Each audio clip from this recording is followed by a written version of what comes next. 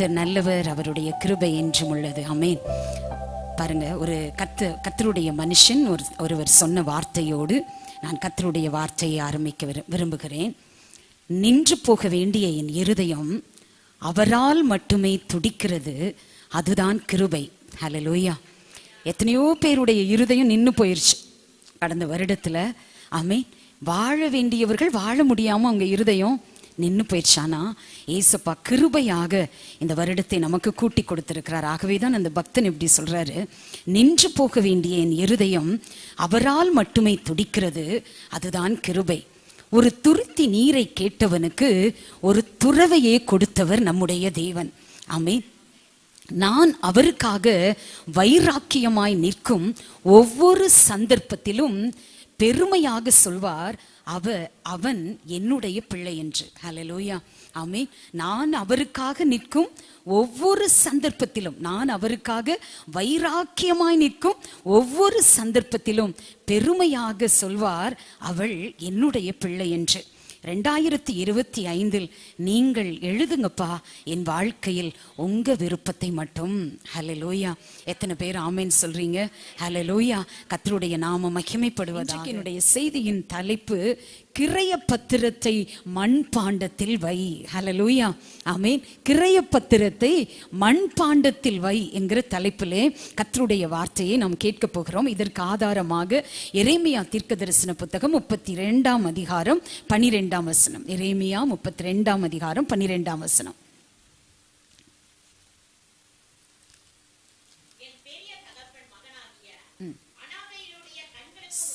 Sorry 14 sorry, எரேமியா 32:14.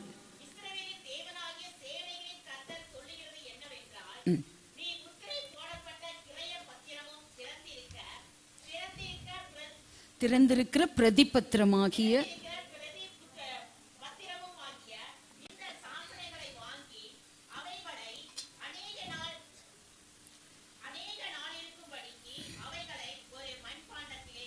ஆமென். என்ன படிக்கிறோம்?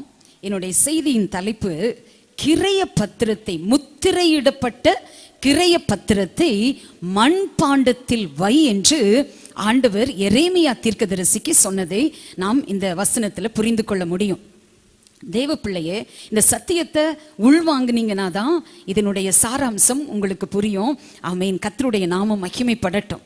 வேத காலத்து மன்றாட்டு வீரர்களின் வாழ்க்கை எல்லாம், அதையெல்லாம் நம்ம பார்க்கும் பொழுது அவர்கள் ஜெபித்த அனுபவத்தையும் வசனத்தின் மீது அவர்கள் காட்டின அந்த வைராக்கியத்தின் மனத்தையும் நம்மளால என்ன செய்ய முடியும்னா, வேதத்தை படிக்கும் போதே நுகர முடியும். எத்தனை பேர் ஆமென் சொல்றீங்க? ஹல்லேலூயா. வசனத்துக்காக அவர்கள் காட்டின வைராக்கியம், அவர்கள் தேவனுக்காக தேவ சமூகத்தில் அவர்கள் காத்திருந்த அந்த ஜெப நேரங்களின் மனம், ஆமென், தேவனோடு வாழ்ந்த அந்த வாழ்க்கையின் மனம், ஆமென், இது எல்லாத்தையும் நம்ம எப்படி புரிஞ்சுக்க முடியும் அப்படின்னா, அவர்களுடைய வாழ்க்கையை படிக்கும் பொழுதே, வேதாகமத்தில் அவர்களை பற்றி வாசிக்கும் பொழுதே அந்த மனம் வீசும். ஒரு ஆமீன் சொல்லுங்களேன். ஹல்லேலூயா. ஆமீன். அந்த மனத்தை நுகர முடியும் என்றே நான் சொல்ல முடியும். கர்த்தர் நல்லவர். அவங்க வாழ்க்கையில ஆண்டவருக்கு முக்கியத்துவம் கொடுத்ததினாலே, எல்லா போராட்டங்களிலும் அவர்கள் தேவனை சார்ந்து வாழ்ந்ததினாலே, நான் சொல்லுகிறேன், எந்த போராட்டங்களும், எந்த பிரச்சனைகளும், எந்த வியாதிகளும், எந்த துக்கங்களும், எந்த தீங்குகளும் அப்படிப்பட்ட தேவ மனிதர்களை உருக்குலைக்க முடியவில்லை. எத்தனை பேர் ஆமீன் சொல்றீங்க? கரங்களை தட்டி ஆமேன். வேத காலத்து மன்றாட்டு வீரர்களை எந்த போராட்டங்களும் அவர்களை உருக்குலைக்க முடியல. காரணம் என்ன தெரியுமா தேவ பிள்ளையே? கர்த்தருடைய வார்த்தை சொல்லுகிறது, இந்த கிரைய பத்திரம் என்பது என்ன தெரியுமா? எனக்கு ஆவியானவர் கொடுத்த வெளிப்பாட்டின்படி நான் சொல்லுகிறேன், கிரைய பத்திரம், முத்திரையிடப்பட்ட கிரைய பத்திரம் என்பது தேவனுடைய வார்த்தை. இந்த வார்த்தையை கொண்டு போய் எங்க வைக்க சொல்றாரு? மண்பாண்டத்திலே வை. ஒரு ஆமீன் சொல்லுங்களேன். இந்த மண்பாண்டம், ஆமீன், என்னுடைய சரீரம் இரும்பில்ல, என்னுடைய சரீரம் வெண்கலம் அல்ல, என்னுடைய சரீரம் பித்தளை அல்ல, என்னுடைய சரீரம் மண் பாண்டம். எத்தனை பேர் உணர்றீங்க? இந்த மண் பாண்டத்துக்குள்ள கொண்டு போய் எதை வைக்க சொல்றாரு? முத்திரையிடப்பட்ட கிரைய பத்திரத்தை நீ கொண்டு போய் வை என்று சொல்லுகிறார். ஹல்லேலூயா. ஆமென். இந்த எரேமியா தீர்க்கதரிசியை குறித்து நீங்க பார்க்கும் பொழுது ஒரு நல்ல ஒரு தேவ மனிதர். ஆமே, இவங்க அப்பா ஒரு ஆசாரியன். வேதத்துல நம்ம படிக்கிறோம், எரேமியா 1ஆம் அதிகாரம் 1ஆம் வசனம் படிங்களேன். எரேமியா 1:1 சீக்கிரம் படிங்க. எரேமியா 1:1.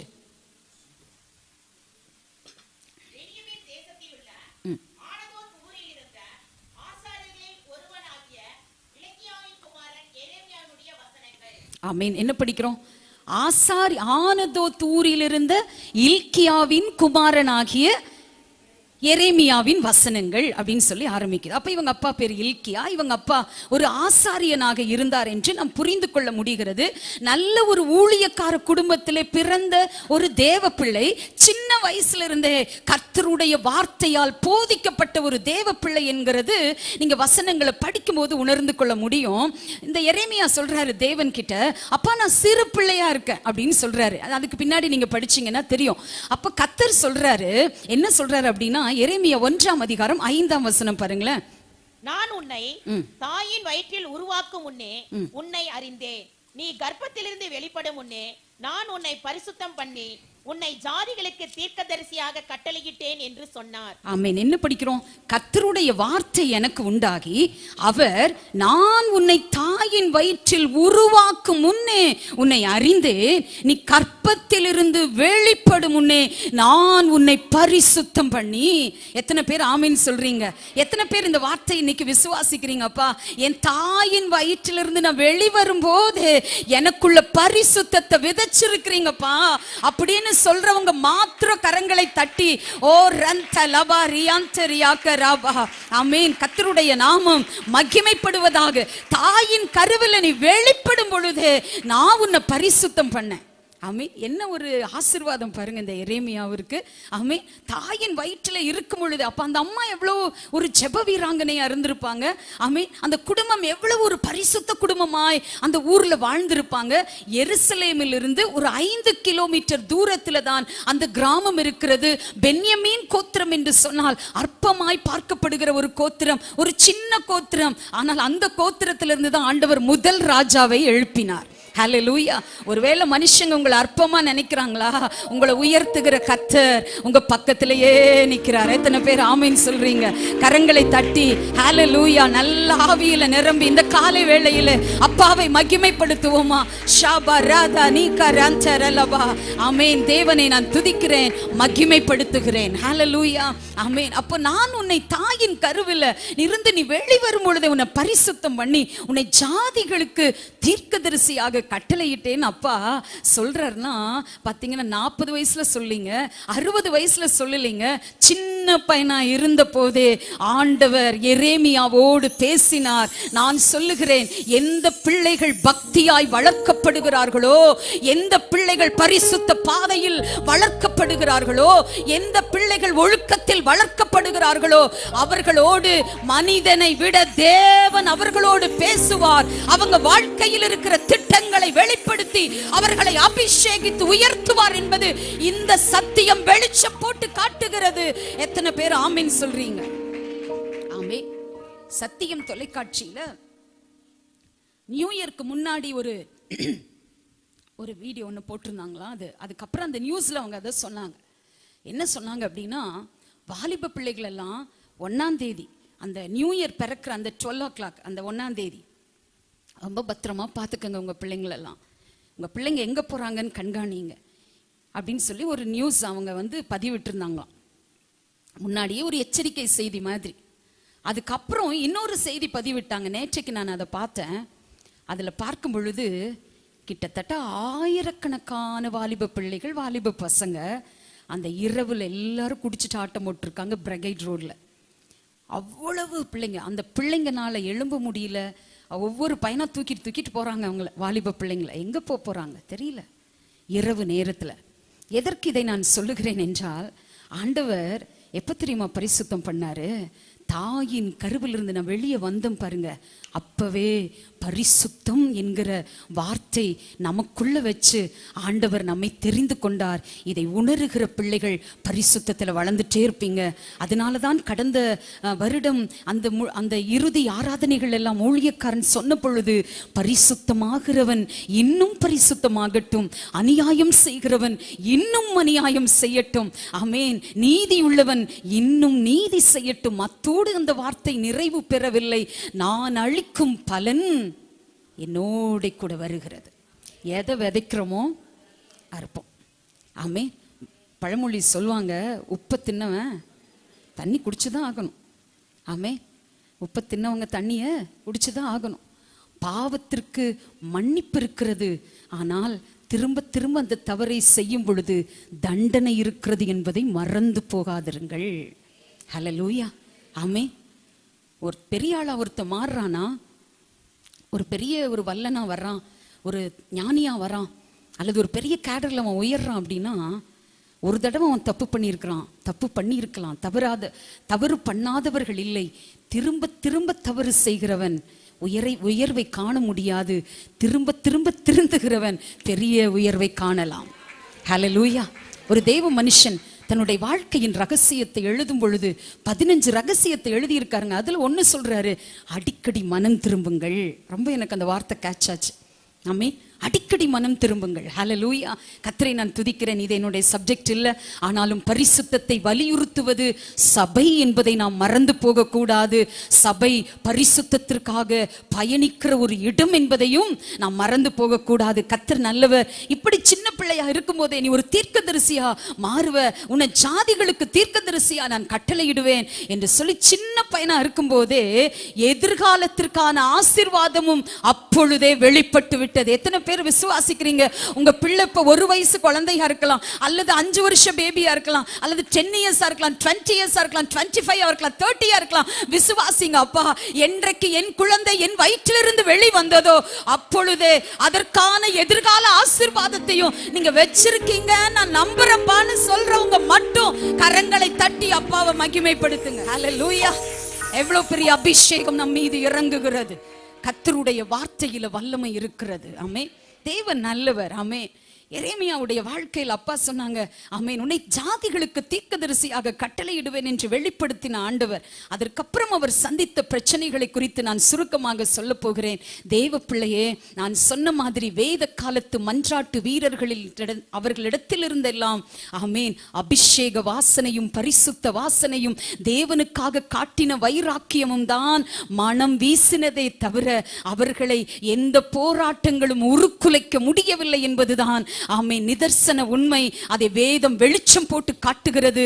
உண்மையாய் தேவனை ஆராதிப்பவர்களுக்கும் அப்படியே அந்த ஆசீர்வாதங்கள் அனுகூலமாகும். ஹல்லேலூயா. கர்த்தர் நல்லவர். முதல் காரியம் பாருங்க, வேதத்துல நம்ம படிக்கும்போது ஆமென் எரேமியா 23ஆம் அதிகாரம் 29ஆம் வசனம் படிங்களேன் சீக்கிரம். எரேமியா 23:29. என் வார்த்தை அக்னியை போலும் கண்மலையை நொறுக்கும் சம்மட்டியை போலும் இருக்கிறது அல்லவோ என்று கர்த்தர் சொல்லுகிறார். ஆமென். பாருங்க, அந்த வார்த்தையை குறித்து எரேமியா சொல்லும் பொழுது சொல்கிறாரு, அவருடைய வார்த்தை அக்கினியை போலும் கண்மலையை நொறுக்கும் சம்மட்டியை போலும் இருக்கிறது அல்லவோ. தேவ பிள்ளையே, நீங்க வசனத்தை பிடித்து வாழும் பொழுது உங்க பிரச்சனை மலை மாறி இருந்தாலும் அதை நொறுக்குகிற சம்மட்டியாய் தேவ வார்த்தை கடந்து வரும் என்பதை இந்த தேவ மனிதன் தன் வாழ்க்கையில் அனுபவித்திருந்தார். ஹல்லேலூயா. ஆமே, வாழ்க்கையில எத்தனையோ சந்திக்க வேண்டியது இருக்குங்க. ஆமே, எத்தனையோ விஷயங்கள் நம்ம என்ன பண்ண வேண்டியது இருக்கு, சந்திக்க வேண்டியது இருக்கிறது. இதை அவர் அனுபவித்ததினாலே, கர்த்தரோடு அவர் இருந்ததினாலே இந்த வார்த்தையை சொல்லுகிறார். பாருங்க, முதல் காரியம் எரேமியா 11ஆம் அதிகாரம் 19ஆம் வசனம் 20ஆம் வசனம் படிங்களேன். எரேமியா 11, 19, 20. மரத்தை அதன் கனிகளோடு கூட அழித்து போடுவோம் என்றும் அவன் ஜீவனுள்ளோருடைய தேசத்தில் இராமலும் அவன் பேர் இனி நினைக்கப்படாமலும் போக அவனை சங்கரிப்போம் என்றும் எனக்கு விரோதமாய் ஆலோசனை பண்ணினார்கள் என்பதை அறியாதிருந்து நான் அடிக்கப்படுவதற்கு கொண்டு போகப்படும் சாதுவான ஆட்டுக்குட்டியை போல இருந்தேன். போதும் சிஸ்டர், என்ன படிக்கிறோம்? மரத்தை அதன் கனிகளோடு கூட அழித்து போடுவோம் என்றும் அவன் ஜீவன் உள்ளோருடைய தேசத்தில் இராமலும் அவன் பேரினி நினைக்கப்படாமலும் போக அவனை சங்கரிப்போம் என்றும் எனக்கு விரோதமாய் ஆலோசனை பண்ணினார்கள். ஆமென். வேதத்துல படிக்கிறோம், எரேமியாவுக்கு விரோதமா ஜனங்க நினைச்சாங்களாம். என்ன நினைச்சாங்களாம்? மரத்தோட அந்த கனிகளோட மரத்தையும் சேர்த்து அழிச்சிடணும். மரத்துல ஒரு நல்ல கனி நிறைந்த நிறைய கனிகள் இருக்கு, அந்த மாதிரி இருக்கிற அந்த மரத்தை எப்படி அழிப்பாங்களோ அதே மாதிரி நிறைய ஆசீர்வாதத்தோட நல்லா இவன் இருந்துட்டு இருக்கான், இவன் அழிக்கணும் அப்படின்னு சொல்லி ஜனங்க யோசிச்சாங்க. ரெண்டாவது வசனத்துல படிக்கிறோம், அவன் ஜீவனுள்ளோருடைய தேசத்தில் இருக்கக்கூடாது, அவன் பேரினி நினைக்கப்படாமலும் போக அவனை சங்கரிப்போம் என்று அவனுக்கு விரோதமாய் ஆலோசனை பண்ணினார்கள். அப்ப எரேமியா எடுத்த தீர்மானம் என்ன தெரியுமா? கர்த்தருடைய வார்த்தை சொல்லுகிறது, நான் அடிக்கப்படுவதற்கு கொண்டு போகப்படும் சாதுவான ஆட்டுக்குட்டியை போல இருந்தேன். உங்களுக்கு விரோதமா ஜனங்க எழும்புறாங்களா? உங்க குடும்பத்துல எழும்புறாங்களா? உங்க உறவினர்கள் எழும்புறாங்களா? வேலையில எழும்புறாங்களா? போராட்டங்கள் உங்களுக்கு வருகிறதா? ஆவியானவர் இன்றைக்கு இந்த காலை வேளையில உங்களோடு என்னோடு பேசி சொல்லுகிற ஒரு வார்த்தை என்ன தெரியுமா? தேவ பிள்ளை, ஒரு சாதுவான ஆட்டுக்குட்டியை போல, அடிக்கப்படுவதற்கு கொண்டு போகப்படுகிற ஆட்டுக்குட்டியை போல பிரதியுத்தரம் ஒன்றும் சொல்லாமல் வாழ்ந்து காட்டு. உன்னுடைய வாழ்க்கை உருக்குலைய நான் விடமாட்டேன், உன்னை உயர்த்துவேன் என்று என் அப்பன் சொல்லுகிறார். ஹல்லேலூயா. விசுவாசிக்கிறீங்களா? ஆமென். போராட்டம் நிறைந்தது தாங்க இந்த வாழ்க்கை. ஆமென். இந்த வாழ்க்கையில் ஆண்டவர் நமக்கு கற்றுக் கொடுக்கிற ஒரு பாடம். ஆமென். உன்னை கொல்லாம விட மாட்டேன்னு எதிர்ப்புகள் எழும்பும் பொழுது அவர் சொன்னார், அப்படிப்பட்ட ஜனங்கள் மத்தியிலே நான் ஒரு ஆட்டுக்குட்டியை போல அமைதியாயிருப்பேன். இது யாருடைய குணம் தெரியுமா? ஏசப்பாவுடைய குணம்தான் எரேமியாவுக்குள்ள கிரியை செய்ததை நாம் உணர முடியும். ரெண்டாவது அவர் சந்தித்த பிரச்சனை பாருங்க, எரேமியா 20ஆம் அதிகாரம் 2ஆம் வசனம். எரேமியா 20:2. எரேமியா தீர்க்கதரிசியை பஸ்கூர் அடித்து அவனை கர்த்தருடைய ஆலயத்திலே பென்யமீன் கோத்திரத்தாரை சேர்ந்த மேல் வாசலில் இருக்கும் காவலறையிலே போட்டான். வேதத்துல படிக்க ஏன் எரேமியாவை இப்படி எல்லாம் டார்ச்சர் பண்ணாங்க, ஏன் அடிச்சாங்க அப்படின்னா, கர்த்தருடைய வார்த்தையை சத்தியத்தை சத்தியமாய் சொன்னதின் விளைவு. ஆமென். அதனால ஜனங்க எல்லாரும் வெறுத்தாங்க. பைபிள்ல படிக்கிறோம், எரேமியா தீர்க்கதரிசியை பஸ்கூர் அடித்து. சரித்திரத்துல படிக்கும்போது இது ஒரு நாள் அடிக்கப்பட்ட அடி அல்ல, பல நாட்கள் சாட்டையால் அடி வாங்கினாராம். காவலறையில் அவர் வைக்கப்பட்டார், துன்பங்களை சந்திச்சாரு, துயரங்களை சந்திச்சாரு. ஆனாலும் அவருக்கு தெரியும், அவருடைய வார்த்தை அக்கினியும் என் பிரச்சனையை நொறுக்கிற சம்மட்டியாக அவருடைய வார்த்தை என் வாழ்க்கையில் கடந்து வரும் என்பதையும் எரேமியா நன்கு அறிந்திருந்தார். அவருக்குள் கிரைய பத்திரமாகிய அந்த வார்த்தை அவர் மண்பாண்டத்திற்குள் வைக்கப்பட்டதினாலே எந்த பிரச்சனையும் அவரை உருக்குலைக்க முடியல. எத்தனை பேர் விசுவாசிக்கிறீங்க? இந்த வருட பல போராட்டங்கள் வரலாம், பல கஷ்டங்கள் வரலாம், இப்ப நீங்க அனுபவிச்சுட்டு இருக்கலாம். ஆனா நான் ஒண்ணு சொல்றேன், கர்த்தருடைய ஊழியக்காரியாய் எதுவும் உங்களை உருக்குலைக்க முடியாது. ரீபா துனாகா ரீபா ஷந்தலகரபா ரீமே தூராதி அந்தரலபா. என் ஆண்டவர் உங்களை நடத்துவார், இந்த ஊழியத்தை நடத்துவார். ஹல்லேலூயா. கர்த்தர் நாமம் மகிமைப்படுவதாக. மூன்றாவது காரியம், எரேமியா 37ஆம் அதிகாரம் 15ஆம் வசனம் பாருங்க. எரேமியா 37:15. அப்பொழுது பிரபுக்கள் எரேமியாவின் பேரில் கடும் கோபம் கொண்டு அவனை அடித்து அவனை சம்பிரதியாகிய யோனத்தானுடைய வீட்டில் காவல் படுத்தினார்கள். அவர்கள் அதை காவற் கூடமாக்கி இருந்தார்கள். படிக்கிறோம், அப்பொழுது பிரபுக்கள், யார் அடிச்சாங்களாம்? பிரபுக்கள் எரேமியாவின் பேரில் கடும் கோபம் கொண்டு அவனை அடித்து. ஆமென். எங்க போனாலும் அடிதாங்க, எங்க போனாலும் பிரச்சனை, எங்க போய் சத்தியத்தை சொன்னாலும் போராட்டம். ஜனங்கள்லாம் அங்கங்க விரோதமா எழும்பிட்டே இருக்காங்க. ஆனா எரேமியாவுக்கு தெரியும், ஆமென், நான் ஆராதிக்கிற தேவன் என்னோடு இருக்கிறார். ஆமென். ஒருவேளை பலவிதமான போராட்டங்களை சந்தித்து உங்க வாழ்க்கையில இருந்தா நான் சொல்றேன், ஆமென், யார் யாருக்குள் கிரைய பத்திரம் இருக்கிறதோ, முத்திரையிடப்பட்ட கிரைய பத்திரம் இருக்கிறதோ, ஆமென், நீங்கள் பாடுகளை அனுபவிக்க அனுபவிக்க, கஷ்டங்களை அனுபவிக்க அனுபவிக்க அந்த வார்த்தையில் இருக்கிற ஆமென் ஆசீர்வாதம் உங்க வாழ்க்கையில வந்து பலித்து கொண்டே இருக்கும். கர்த்தர் இதை செய்ய வல்லவர், அவர் நாமம் மகிமைப்படுவதாக. அடுத்த கடைசியாக எரேமியா 38ஆம் அதிகாரம் 6ஆம் வசனம் பாருங்க. அப்பொழுது எரேமியா தீர்க்கதரிசிக்கு கர்த்தருடைய வார்த்தை உண்டாகி அவர் சிஸ்டர் எரேமியா 38:6. 38:6. அப்பொழுது அவர்கள் எரேமியாவை பிடித்து அவனை காவல் சாலையின் முற்றத்திலிருந்து அமிலேக்கின் குமாரன் ஆகிய மல்கியாவினுடைய துறவிலே போட்டார்கள். எரேமியாவை கயிறுகளினால் அதிலே இறக்கி விட்டார்கள். அந்த துறவிலே தண்ணீர் இல்லாமல் உளையாயிருந்தது. அந்த உளையிலே எரேமியா அமிழ்த்தினான். ஆமே. தண்ணீர் இல்லாத ஒரு கிணத்துக்குள்ள தூக்கி போட்டாங்க. எந்த கிணத்துக்குள்ள போட்டாங்க? தண்ணீர் இல்லாத ஒரு சேறுகள் நிறைந்த ஒரு உளை அப்படின்னு சொல்லி படிக்கிறோம். உளையா இருந்தது அப்படின்னா ஒரு சேறு நிறைந்த ஒரு கிணத்துக்குள்ள எரேமியாவை தூக்கி போட்டுட்டாங்க. எவ்வளவு நேரம் அவர் தத்தளித்தாரோ, போராடினாரோ தெரியவில்லை. வேதம் அதை மறைமுகமாய் வைத்திருக்கிறது. ஆனால் ஒன்று தெரியும், என் பிரச்சனைகளை நொறுக்குகிற சம்மட்டியாய் அவருடைய வார்த்தை வரும் என்பதை எரேமியா அறிந்திருந்தார். நீங்க வேதத்தை முழுக்க அந்த எரேமியா புத்தகத்தை படிக்கும்போது புரிந்து கொள்ளலாம்.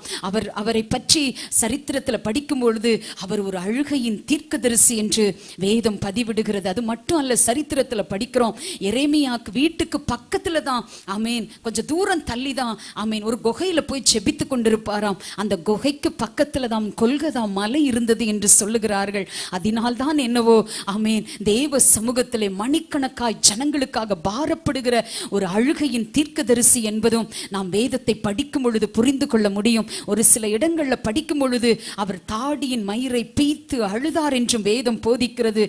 அவர் இன்னும் புலம்பல்ல சொல்லும் பொழுது, நதி அளவாக கண்ணீரை விடு அப்படின்னா, நதி அளவு கூட கண்ணீரை விடக்கூடிய அளவிற்கு அவர் பாரப்பட்டிருக்கிறார் என்பதையும் நாம் புரிந்து கொள்ள முடியும். தேவ பிள்ளையே, ஒரு உளையாயிருந்த ஒரு கிணற்றுக்குள்ளே எரேமியாவை தூக்கி போட்ட பொழுது அரண்மனை விசாரிப்புக்காரனாக இருந்த ஒரு எத்தியோப்பியன் ஆகிய எபத்மெலேக்கு என்பவனுக்கு தகவல் போகிறது. அவன் போய் ராஜா கிட்ட பரிந்து பேசுறான். ஐயா, அந்த கிணத்துக்குள்ள அவன் இருந்தா மறிச்சு போயிடுவானே அப்படின்னு சொல்லும் பொழுது ராஜா அவன் மேல் பரிதாபப்பட்டு 30 பேரை அனுப்பி, ஆமேன், அந்த 30 பேரை எபத்மெலேக்கு கூட அனுப்புறாரு. அந்த எபத்மெலேக்கு அரண்மனைக்குள்ள போய் ஒரு ரூம்குள்ள போய் 30 பழம் புடவைகளை எடுத்து ஒன்னா கட்டி, ஆமேன், 30 புடவையை கட்டி, ஆமேன், என்ன செய்யறாருன்னா அந்த கிணத்துக்குள்ள அந்த புடவையை விடுறாரு. 30 புடவைனா எவ்வளவு நீளம் இருந்திருக்கும், அந்த கிணறு எவ்வளவு ஆழம் இருந்திருக்குன்னு யோசிச்சு பாருங்க. ஆமேன், ஒரு சாரியினுடைய நீளம் 5.5 மீட்டர் இல்லைங்களா? யோசிச்சு பாருங்க. அப்போ 30 புடவைனா எத்தனை? ஆதி காலத்திலலாம் 6 மீட்டர் கட்டுவாங்க. 3×18 யோசிச்சு பார்த்துக்கோங்க. அப்போ எவ்வளவு ஆழம் இருந்திருக்கும் அந்த கிணறு. ஸோ தேவ பிள்ளையே, அப்படிப்பட்ட அந்த உளையில் இருந்தும் கூட என் தேவன் தப்புவித்ததற்கு காரணம் என்ன தெரியுமா? ஆண்டவர் சொன்னாரு, ஆமேன், என்னுடைய வார்த்தை உனக்கு அக்கினியாயும் என்னுடைய வார்த்தை உன் பிரச்சனைகளை நொறுக்கிற சம்மட்டியாகவும் உனக்காக கடந்து வரும். எத்தனை பேர் ஆமேன் சொல்றீங்க? தேவ பிள்ளையே, இந்த வருடத்தில் ஆவியானவர் உங்களுக்கும் எனக்கும் கற்றுக் கொடுக்கிற ஒரு வார்த்தை, இந்த கிரைய பத்திரம், முத்திரையிடப்பட்ட இந்த கிரைய பத்திரத்தை மண்பாண்டத்துக்குள்ள வச்சுக்கோ. ஹல்லேலூயா. இந்த மண்பாண்டத்துக்குள்ள, ஆமேன், கர்த்தருடைய வார்த்தை இருக்கும் பொழுது உங்க போராட்டங்களுக்கு மத்தியில நீங்க கஷ்டப்பட மாட்டீங்க. அந்த வார்த்தை உங்களுக்காக வேலை செய்யும். எத்தனை பேர் விசுவாசிக்கிறீங்க? எத்தனை பேர் ஆமேன் சொல்றீங்க? எத்தனை பேர் தேவனை துதிக்கிறீங்க? ஆமேன். அப்ப மண்பாண்டத்துக்குள்ள கர்த்தருடைய வார்த்தையை வைக்கிறவங்களுக்கு என்ன கிடைக்கும்? கடைசியா சொல்வேன், ஆமேன், கர்த்தர் நல்லவர். தேவ பிள்ளையே, ஆகவே இந்த எரேமியாவை கர்த்தர் அளவில்லாமல் ஆசீர்வதித்தார். ஆமேன். அவருடைய கடைசி நாட்கள் ஆகும் பொழுது, நான் ஏன் இதை கடைசி நாட்கள்னு சொல்றேன்னா, அந்த சாப்டர் முடிய போகுது, அதனால அவருடைய கடைசி நாட்கள் இதை சொல்லி இருப்பாரோ அப்படின்னு சொல்லிட்டு எனக்குள்ள ஒரு யூகம், அவ்வளவுதான். வேதத்துல படிக்கும் போது அவர் சொல்றாரு, எரேமியா 51ஆம் அதிகாரம், அவர் சொல்ற ஒரு ஆலோசனை பாருங்க. எரேமியா சொல்ற ஒரு ஆலோசனை, எரேமியா 51ஆம் அதிகாரம் 50வது வசனம் படிங்களேன். பட்டயத்துக்கு தப்பினவர்களே, தங்கி தெரியாமல் நடந்து வாருங்கள். தூரத்திலே கர்த்தரை நினையுங்கள். எருசலேம் உங்கள் ஞாபகத்தில் வரக்கடவது. அல்லேலூயா. எரேமியா சொல்றாரு, கிரைய பத்திரத்தை மண்பாண்டத்தில் வைப்பது மட்டும் அல்ல, அந்த இஸ்ரவேல் ஜனங்களுக்கு அவர் கொடுத்த ஒரு ஆலோசனை என்ன தெரியுமா? பட்டயத்துக்கு தப்பினவர்களே. ஆமே. கடந்த வருடத்துல வந்த வியாதிக்கு சிக்கியிருந்தோம்னா முடிஞ்சோம். எத்தனை பேர் ஆமேன்னு சொல்றீங்க? தப்பி வந்திருக்கோம். எத்தனை பேர் நான் தப்பி வந்திருக்கேன்னு சொல்றீங்க? எத்தனை மேஜர் ஆக்சிடென்ட் இந்த நாட்கள்ல யோசிச்சு பாருங்க. ஆமே. நேற்றுக்கு முந்தின தினம் ஒரு குழந்தை கழிவு நீர் தொட்டியில விழுந்துச்சு, மறிச்சு போச்சு. அது ஸ்கூலுக்கு கிளம்பும் போது நினைச்சிருக்குமா அவ்வளவுதான் ஆயுஸ் என்று அதற்கு நினைச்சிருக்குமா? யோசிச்சு பாருங்க. ஆமென். எத்தனையோ ஆபத்துகள், ஆனால் எல்லாவற்றிற்கும் தப்பி ஆண்டவர் கொண்டு வந்திருக்காருனா 2 விஷயத்தை ஆண்டவர் செய்ய சொல்றாரு. ஆமென். தங்கி தறியாமல் நடந்து வாருங்கள். பிரேக் அடிக்காதீங்க. ஒரு ஆமென் சொல்லுங்க. ஆமென். ஆராதனைக்கு போதும், ஒரு வாரம் போயிட்டோம், அடுத்து ஒரு 3 வாரம் பிரேக் போடாதீங்க. என்ன செய்யுங்க? தேவ சமூகத்தை நோக்கி நடந்து வாருங்கள். 1. 2வது, தூரத்திலே கர்த்தரை நினையுங்கள். எங்க இருந்தாலும் உங்க நினைப்பு கர்த்தர் மேலதான் இருக்கணும். ஒரு ஆமென் சொல்லுங்க. ஹல்லேலூயா. வேலைக்கு போனாலும், எங்க போனாலும், வீட்டுல இருந்தாலும், சமைச்சாலும், தூங்கினாலும், எங்க இருந்தாலும் உங்க நினைவு யார் மேலதான் இருக்கணும்? கர்த்தர் மேலேயே இருக்கட்டும். 2வது காரியம். 3வது காரியம், எருசலேம் உங்கள் ஞாபகத்தில் வர கடவது. கர்த்தருடைய ஆலயம். 2வது, ஆமென், பரலோகம் உங்க ஞாபகத்துல இருந்துட்டே இருக்கட்டும். ஆமென். என்ன ஆமெனே வரமாட்டேங்குது? அல்லேலூயா. ஆமென். 3 விஷயத்தை சொல்றாரு. ஆமென். தங்கி தறியாமல் நடந்தோம். எப்படி பட்டயத்துக்கு தப்பணும், எப்படி இந்த கஷ்டத்திலிருந்து வெளியே வந்தோம், எப்படி வியாதியிலிருந்து வெளியே வந்தோம், எப்படி இந்த துக்கத்திலிருந்து வெளியே வந்தோம், எப்படி இந்த அவமானங்களில் இருந்து வெளியே வந்தோம். தேவ பிள்ளையை, இன்றைய அவமானங்கள் நாளைய சாட்சியாய் மாறும். எத்தனை பேர் ஆமீன் சொல்றீங்க? ஹல்லேலூயா. எப்படி அப்பன் இயேசு இதற்கெல்லாம் என்னை தப்புவித்தார்? ஒன்று செய்ய சொல்லுகிறார். ஆமென். தங்கி தறியாமல் நான் தேவ சமூகத்தை நோக்கி நடந்து போகணும். தேவனை நோக்கி அவருடைய சமூகத்துல வாழ பழகணும். 2வது, ஆமென், என்ன சொல்றாரு? 2வது காரியம், கர்த்தரை நினையுங்கள். ஆமென். 2வது, கர்த்தரை நினைங்க இந்த வருஷத்துல. 3வது, எப்பொழுதும் ஆலயம் ஞாபகத்திலேயே இருக்கணும். ஆமென். ஹல்லேலூயா. சில பேர் கட்டின மனைவியை கூட மறந்துடுறாங்க. ஆமென். நான் கீழே நின்றுட்டு இருப்பேன், சில நேரம் பாஸ்டர் கார் எடுத்துட்டு அங்கே போயிடுவாங்க. அங்கே போனதுக்கு அப்புறம் தான் ஞாபகம் வரும், ஐயோ இவளை விட்டுட்டு போயிட்டோமே. ஆமென். ஒரு 2-3 தடவை இப்படி நடந்துருச்சு. ஆமென். ஸோ எதுக்கு இதை சொல்கிறேன் அப்படின்னா, எல்லாம் மறக்கலாம், மனைவி கூட மறக்கலாம், கணவன் மறக்கலாம், பிள்ளைங்களை மறக்கலாம், ஏன் உணவு கூட மறந்து போகலாம் உங்களுக்கு. ஆனால் எது ஞாபகத்தில் இருக்கணும்? என் அப்பனை நான் தேடணுங்கிற உணர்வு என்றும் என்னிடத்திலிருந்து அழியவே கூடாது. எத்தனை பேர் ஆமீன் சொல்றீங்க? அப்படி யார் யார் இருக்கிறீங்களோ அவர்களுக்கெல்லாம் ஒரு ஆசீர்வாதத்தை நான் கடைசியாய் சொல்லுவேன். நான் 5 நிமிஷத்துல முடிப்பேன். ஆமென். கர்த்தர் நாம மகிமைப்படுவதாக. ஹல்லேலூயா. பாருங்க, ஒரு கதை ஞாபகத்திற்கு வருகிறது. ஒரு பாட்டி தினந்தோறும் ஒரு சிறு பெண்ணுக்கு கதை சொல்லுவார்களாம். ஒரு குட்டி பொண்ணுக்கு கதை சொல்லுவாங்களாம். அன்றைய நாட்கள் எல்லாம் பார்க்கும் பொழுது ரொம்ப அழகா பாய விரிச்சு, ஆமீன், அதாவது தூங்குறதுக்கு முன்னாடி அந்த ரூமை கிளீன் பண்ணி, இப்பெல்லாம் ஒன்றும் கிடையாது, அப்படியே போறது, அப்படியே படுக்கிறது, அப்படியே தூங்குறது. சில பேர் அந்த பெட்டை கூட எடுத்து வைக்கிறது இல்லை, அப்படியே வேலைக்கு போறது. ஏன்னா மறுபடியும் வந்து படுத்துக்கலாம்ல. ஆமீன். சோம்பேறிகள். ஆமீன். யாராவது அப்படி இருந்தீங்கன்னா திருந்திக்கோங்க. நிறைய பேருடைய வாழ்க்கையில் அது இருக்கு. ஆனா அந்த நாட்கள் எல்லாம் பார்த்தீங்கன்னா, ஆமீன், எல்லாமே சுத்தமா மெயின்டைன் பண்ணாங்க. சுத்தமா, எதை பார்த்தாலும் ஒரு சுத்தம் அதுல இருக்கும். தலையணை ஒரு சுத்தமா இருக்கும், பாய் சுத்தமா இருக்கும். நான்லாம் பார்த்துருக்கிறேன். சில பேர் அப்பெல்லாம் ஆத்துக்கு தான் போவாங்க துவைக்கிறதுக்கு. ஆத்துல போய் கூட பாய்களை சுத்தம் பண்ணுவதை நான் கண்டிருக்கிறேன். நாங்கள்லாம் ஹாஸ்டலில் படித்ததுனால பாயெல்லாம் எங்கே கொண்டு போய் அலசணும்? ஆற்றுல கொண்டு போய் அலசணும். ஸோ எல்லாம் அந்த சுத்தத்திற்காக சொல்லுகிறேன். அப்போ பாட்டியம்மா ஒவ்வொரு நாளும் பெருக்குவதை அந்த பொண்ணு பார்த்தாங்க. ஆமீன். நல்ல சுத்தமாக க்ளீன் பண்ணி பாயெல்லாம் போட்டு தூங்குறதுக்கு முன்னாடி 8 மணிக்கு முன்னாடி உணவை கொடுத்து, ஆமீன், முதியவர்கள் இருப்பது நல்லது என்பதற்காக சொல்லுகிறேன். ஆமீன். ஸோ இரவு வரும் பொழுது அந்த பாட்டி அந்த பாப்பாவை படுக்க வச்சு தூங்குறதுக்கு முன்னாடி வேதாகமத்தில் அநேக கதைகளை கற்றுக் கொடுப்பார்கள். வேதாகமம் கதை அல்ல, நிஜம். ஆமீன். ஸோ அதில் இருக்கிற ஒவ்வொரு கேரக்டர்ஸ் பற்றியும் பாட்டி அம்மா சொல்லி கொடுப்பாங்க. சொல்லி கொடுக்கும் பொழுது ஒரு நாள் சொன்னாங்க, ஆமீன், அந்த பாட்டி சொன்னாங்க, என்ன சொன்னாங்க அப்படின்னா, அந்த பாப்பாவை பார்த்து சொன்னாங்க, அதிகாலையில் எழு. என்ன சொன்னாங்க?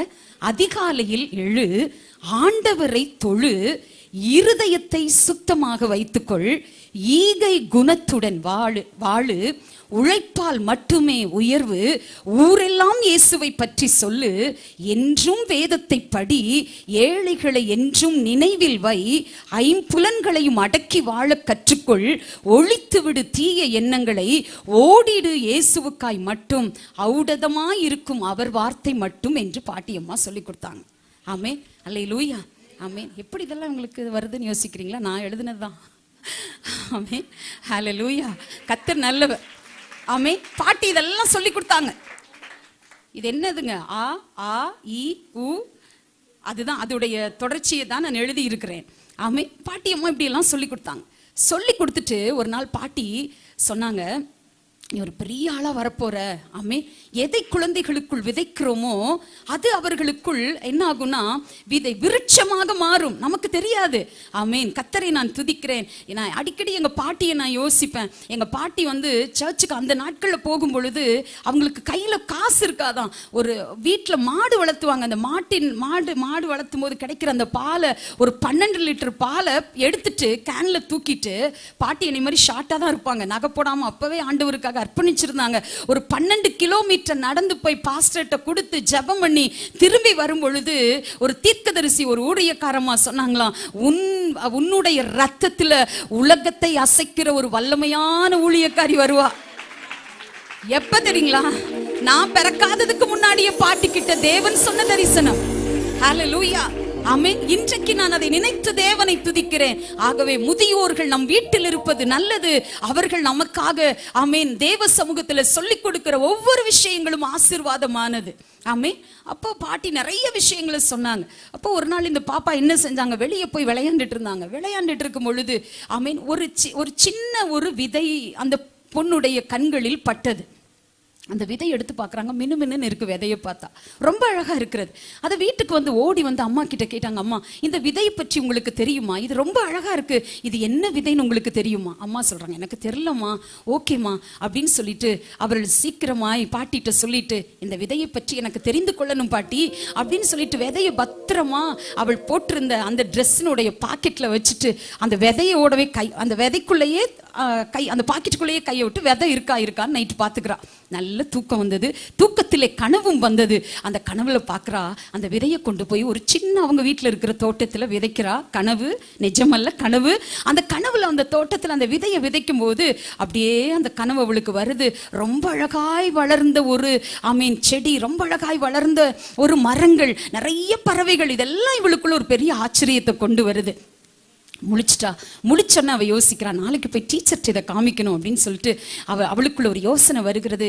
ஏனென்றால் ஆசிரியர் என்பவர் என்னை சரியாய் நடத்துகிறவர், எனக்கு போதிக்கிறவர் என்கிற அறிவு பாட்டி சொல்லி கொடுத்திருந்ததுனால டீச்சர்ட்ட போய் கேட்கிறா, இந்த விதையை பற்றி ஏதாவது உங்களுக்கு தெரியுமா? ஆமேன், எனக்கு தெரியும் இந்த விதை ஆமேன் ஒரு ஆசீர்வாதம்னு தெரியும், இது முளைக்கும்னு எனக்கு தெரியும்னு டீச்சர் சொல்றாங்க. அப்ப அப்படியே நாட்கள் கடந்து போகிறது. இந்த விதையை பத்தி இன்னும் யார்கிட்ட தெரிஞ்சுக்கலாம் அப்படின்னு சொல்லும் பொழுது அந்நாட்டு மன்னர்கிட்ட ஓடுறா. ஆமேன். அவங்க அம்மாவை கூட்டிட்டு வாங்க, இதை போய் மன்னர்கிட்ட கேட்டே ஆகணும் அப்படின்னு சொல்லும் பொழுது மன்னர் வாங்கி பார்த்துட்டு சொல்றாரு, இது 100 ஆண்டுக்கு முன்பதாக இருந்த ஒரு கோதுமை மணி என்று சொல்லுகிறார். இவ்வளவு பத்திரமாய் நீ விளையாடும் பொழுது விளையாட்டை மாத்திரம் நீ பார்க்காம கீழே கிடந்த இந்த கோதுமை மணியை பத்திரமா எடுத்துட்டு வந்து, இது ஒரு மணி, எத்தனைங்க, நிறையலாம் இல்ல, ஒரு மணி, அந்த ஒரு கோதுமை மணியை நீ வெளியே போடாம தூர போடாம பத்திரமா எடுத்துக்கொண்டு வந்து ஆமேன் இந்த மன்னனிடம் கொடுக்க வேண்டும். அது நிமித்தம் நம் தேசத்து ஜனங்கள் ஆசீர்வதிக்கப்பட வேண்டும் என்று நினைத்தாயே, உன் நினைவை நான் பாராட்டுகிறேன். உனக்கு ஒரு வயலை நான் பரிசாக கொடுக்கிறேன். ஆமேன். பெரிய தோட்டத்தை உனக்கு பரிசாக கொடுக்கிறேன் என்று அந்த மன்னர் அந்த பாட்டிக்கு சொன்னாங்களாம். அந்த மன்னர் அந்த பிள்ளைக்கு சொல்லி அந்த பரிசுகளை அள்ளி சென்றாலாம். அந்த பத்திரத்தை வாங்கி வீடு திரும்பினாலாம். தேவ பிள்ளையை நான் சொல்லுகிறேன், மண்பாண்டத்தில் வைக்கப்பட்ட கிரைய பத்திரத்தை யார் யார் மண்பாண்டத்தில் வைக்கிறீர்களோ அவர்களுக்கெல்லாம் ஆண்டவர் கொடுக்கிற ஆசீர்வாதத்தை சொல்லி நிறைவு செய்கிறேன். எரேமியா 32ஆம் அதிகாரம், எரேமியா 32, இப்பதான் எல்லாத்துக்கும் சுறுசுறுப்பு வருது. ஆமீன். எரேமியா 32ஆம் அதிகாரம் 15ஆம் வசனம் படிங்க. ஏனெனில் இனி இந்த தேசத்தில் வீடுகளும் நிலங்களும் திராட்சை தோட்டங்களும் கொல்லப்படும் என்று இஸ்ரவேலின் தேவனாகிய சேனைகளின் கர்த்தர் சொல்லுகிறார் என்றேன். யார் யார் கிரைய பத்திரத்தை மண்பாண்டத்தில் வைக்கிறீர்களோ அவர்களுக்கெல்லாம் ஆண்டவர் கொடுக்கிற முத்தான 3 ஆசீர்வாதம். வீடுகளை வாங்குவீர்கள், நிலங்களை வாங்குவீர்கள், திராட்சை தோட்டங்களை வாங்குவீர்கள். இது நான் சொல்லுகிற வார்த்தை அல்ல, இஸ்ரவேலின் தேவனாகிய கர்த்தர் சொல்லுகிற வார்த்தை. என் ஆண்டவர் ஊழியத்திற்கும் இதை ஆண்டவர் ஒரு தீர்க்க தரிசன வார்த்தையாக கொடுக்கிறார். அநேகருக்கு இந்த சபை வீடுகளை கட்டி கொடுக்கும், அநேக நிலங்களை வாங்கும், தேவ நாமத்திற்கென்று ஆலயங்கள் கட்டப்படும், திராட்சை தோட்டங்கள் போல இருக்கிற அநேக ஆலயங்கள் அநேகருக்கு கட்டி கொடுக்கப்படும். ஆமேன். ஒரு மிக பிரம்மாண்டமான தேவாலயத்தை தேவன் நமக்கு ஒரு திராட்சை தோட்டத்தை தருவார் என்று நான் விசுவாசிக்கிறேன். வீடு இல்லாதவங்களுக்கு கண்டிப்பா அப்பா வீடு கொடுப்பார். ஒரு சின்ன நிலம் இருந்தா போதும், ஆசைப்படுங்க. அழகான ஒரு நிலத்தை அப்பா உங்களுக்காக கொடுப்பார். திராட்சை தோட்டம் என்பது சபை. ஹல்லேலூயா. இந்த சபையை ஆண்டவர் கிருபையாய் கொடுத்திருக்கிறார். ஆமென். இதிலே உண்மையாய் நீங்கள் வாழும் பொழுது, உண்மையாய் இருக்கும் பொழுது, தேவ பிள்ளையே, கர்த்தருடைய வார்த்தையாக சொல்லுகிறேன், இந்த முத்திரையிடப்பட்ட கிரைய பத்திரத்தை மண்பாண்டத்துக்குள் வைத்து பாதுகாக்கிறவர்கள் எல்லாரையும் அது பாதுகாக்கும், அது கனப்படுத்தும், அது உயர்த்தும், உங்க பிரச்சனைகளை உடைக்கும், உங்களை உருக்குலையாமல் பார்த்து கொள்ளும் என்ற சிந்தையோடு கர்த்தருடைய வார்த்தையை நிறைவு செய்கிறேன். தேவநாமம் மாத்திரம் மகிமைப்படுவதாக. ஆமென்.